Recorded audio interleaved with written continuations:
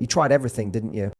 You listened with compassion, forgave more than you should have, explained yourself until your voice shook, just hoping he'd finally see your heart and meet you halfway. You kept fixing the cracks, holding the relationship together with your bare hands, while he barely noticed you were bleeding. You kept thinking, maybe if I love him enough, he'll change. But love isn't supposed to hurt like this. Love isn't supposed to be this one-sided war where you're the only soldier. This isn't your fault. It never was. What if I told you the moment you stop trying to fix him, the moment you stop chasing, explaining, waiting, is the moment he'll finally feel what your presence truly meant? This video will show you exactly why your silence can speak louder than your efforts, and why your absence has more power than your overgiving ever did. You're not losing him. You're finally choosing you. Have you ever caught yourself trying so hard to hold everything together while he barely lifts a finger to meet you in the middle? You explain things gently. You apologize when you didn't need to. You read every mood, walk on eggshells, try to be understanding, even when your needs go unmet, all in the hope that if you just do enough, he'll finally show up the way you deserve. But here's the hard truth. Every time you step in to fix the cracks he refuses to see, you're the only one doing the work. You're trying to heal something that requires both people, and he's grown comfortable watching you carry it all. The need to fix often comes from a good heart, but it can also come from fear. Fear that if you stop trying, it will all fall apart. But maybe that's what you need to see. What happens when you stop holding it together? Psychologically, emotionally unavailable men often live in a guarded state. They fear closeness, not because they don't want love, but because they associate love with vulnerability. And vulnerability feels like a threat to their ego or unresolved past wounds. When you try to fix the dynamic, they don't interpret it as care, they interpret it as pressure. And their instinct is to retreat, not repair. You are not here to manage someone's emotional growth while neglecting your own. What would happen if, instead of fixing, you paused? Instead of explaining again, you became quiet, not out of punishment, but from peace. That silence would create a space only he can fill. And in that space, he would either reflect or reveal his emotional limitations. When you stop rescuing the relationship, you start rescuing yourself. And from that space, clarity is born. Not the kind that screams, but the kind that whispers, you were never too much. You were just the only one trying. Here's what I want you to know. You don't need to fight to keep someone who was never fighting for you. You are allowed to stop. You are allowed to let go. And in doing so, you allow love, real love, to find you. Not the kind you fix, the kind that meets you, the kind that chooses you back. And the moment you return to yourself, he will feel your absence, not your anger, not your chasing, but your peace. And that is what echoes loudest. Have you ever felt the shift? One day he's fully present, texting, calling, holding you close. Then suddenly, without warning, he pulls away. Not physically at first, but emotionally. The conversations grow shorter, the energy colder, the silence louder, and you're left wondering, what did I do wrong? The truth is probably nothing. When someone pulls away after emotional closeness or intimacy, we often interpret it as rejection. It stings because we were vulnerable, we let our guard down, showed up fully, and in return, we were met with distance. That kind of silence can feel like abandonment. But sometimes it's not about you at all. Psychologically, when a man experiences intimacy that touches a deeper emotional nerve, it can awaken unresolved fears, fear of closeness, fear of not being enough, or fear of losing control. Instead of leaning in, many retreat. It's not because they didn't enjoy the connection, but because that closeness triggered something unfamiliar or uncomfortable. And in that moment, his instinct is to withdraw, Now, here's the shift. Instead of chasing after the distance, what if you held your ground? What if you chose stillness over pursuit? Not to punish, but to allow. This isn't about playing games. It's about understanding that emotional space is where truth surfaces. When you pull back with calm self-respect, not anger, not neediness, you give him a mirror. You give him the space to feel your absence and the weight of what he's risking to lose. You also give yourself something powerful, clarity. This moment of silence isn't a test for you to pass or a puzzle to decode. It's a window into his capacity for emotional responsibility, a window into whether he's able to hold intimacy with care or if he only dances close until it feels real. You deserve love that stays steady, not love that disappears when things get deep. So when he grows distant, don't chase. Don't explain. Don't fold into self-blame. Just notice. Let your presence be missed. Let your peace be felt. And if he returns with clarity, care, and change, you'll know it's real. If not, you've just saved yourself from years of giving love to someone who wasn't ready to receive it. You're not hard to love. You're just no longer willing to beg for it. Let space speak. Let silence teach. Let your stillness become your strength. Have you ever found yourself constantly guessing how he feels? One day, he's warm, present, engaged. The next, cold, detached, distracted.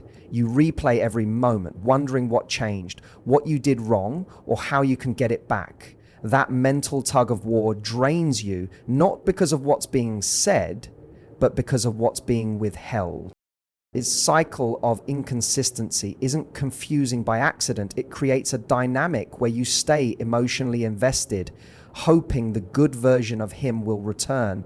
And because the highs feel so good, you tolerate the lows, hoping the warmth will outweigh the cold.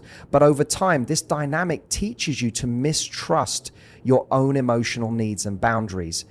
Here's the truth. Someone who loves inconsistently is showing you where they are emotionally, not where you failed. Psychologically, people who struggle with emotional availability often alternate between closeness and withdrawal. That's because intimacy touches a nerve.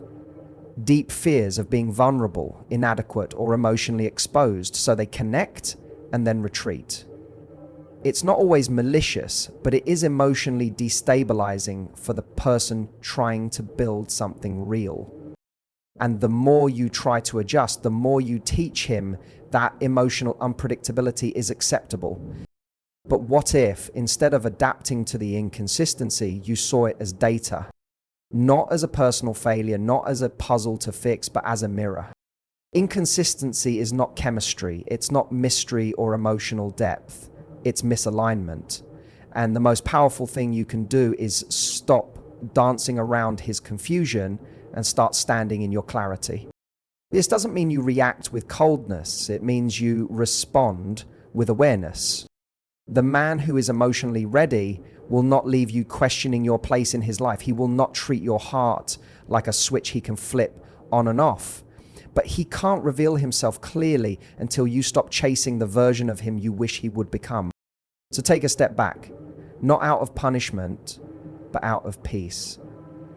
Observe what stays when you stop reaching. Let his inconsistency speak for itself, and trust what it reveals. You are not too emotional. You are just finally aware.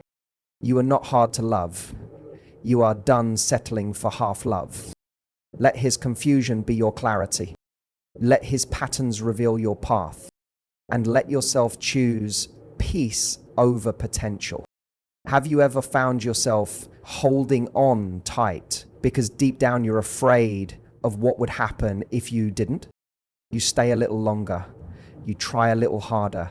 You make excuses for his coldness, his distance, the way he shows up only when it's convenient. You convince yourself that if you give it just a bit more time, effort, love, maybe he'll finally get it. Maybe he'll finally choose you with the same certainty you've chosen him. But here's a truth many women don't hear often enough. When you're the only one holding the connection in place, he never has to choose you. He just has to let you keep choosing him. Psychologically, some men struggle to choose because choice means accountability, and accountability requires emotional maturity, something many avoid due to deep-seated fears of intimacy, of inadequacy, of losing freedom, or confronting wounds they never healed. So instead of stepping up, they linger, close enough to keep you hopeful, distant enough to keep you uncertain.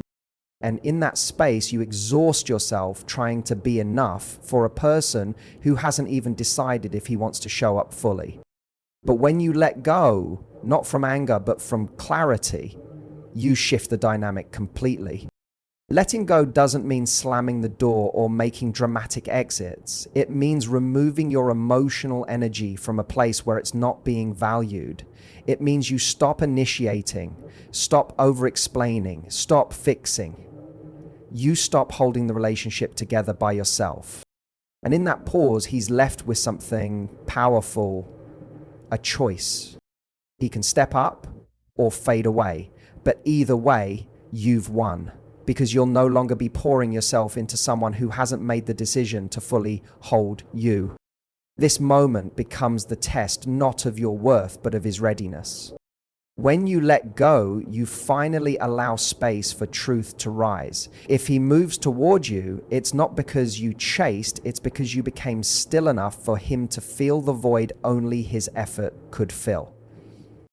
And if he doesn't, you just got the answer your heart was afraid to face. You are not giving up. You are giving yourself the chance to be chosen. Let go, not to lose him, to find you. How many times have you caught yourself trying to prove your worth to someone who only gives you fragments of their attention? You try to be more understanding, more patient, more accommodating. You ignore your intuition just to keep the peace. You bend so you won't break the relationship. And still, it's never quite enough. He remains distant, unpredictable, emotionally unavailable.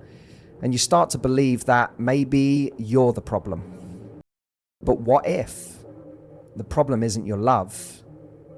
It's who you keep giving it to. When we feel unseen or emotionally undervalued, many of us instinctively work harder. We perform for love. We become what he needs, hoping he'll finally recognize our value. But the truth is, you were never meant to prove your worth through pain. Men who struggle with intimacy often subconsciously test boundaries, not to hurt you, but to see how much space they can take without accountability. They may fear closeness because it requires emotional risk. It demands vulnerability, honesty, and effort. And for someone not emotionally mature, that can feel threatening. So instead of showing up, they retreat. Instead of committing, they give just enough to keep you hoping. And when you respond by trying harder, you unknowingly teach him that your peace is negotiable. But what if, instead of proving your love, you chose to protect your peace? Protecting your peace means stepping away from the emotional chaos. It means no longer trying to be chosen by someone who doesn't even know what it means to value consistency. It means saying, I will not fight to stay in spaces where I'm being emotionally starved. This shift isn't about bitterness, it's about balance. When you reclaim your peace, something incredible happens. You stop shrinking to fit into someone else's fear. You stop making excuses for emotional neglect. You start listening to your own needs and honoring them. And in that moment, you stop being the woman who waits for breadcrumbs and become the woman who walks toward wholeness. Here's your reminder. You are not unlovable. You are not too emotional. You are not asking for too much. You are simply done sacrificing yourself to be seen. Love that is real doesn't need convincing. It stands up, it shows up, and it gives back. Protect your peace and watch the right kind of love rise to meet you.